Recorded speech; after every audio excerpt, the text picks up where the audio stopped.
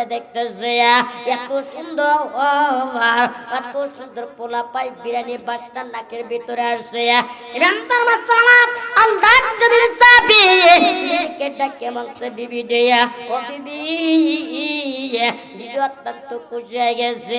আমার স্বামী 3 দিন দোয়া না খার, আমার স্বামী 3 দিন দোয়া না খার, আমার স্বামী তো চোখের ভিতরে কাজ করেছে 3 দিন দোয়া না খার, আমার স্বামী তো কিছু খাই নাই, আজকে বাজার করে দিছে মন মতে পোলা পাই বিরিয়ানি পাকাইছে।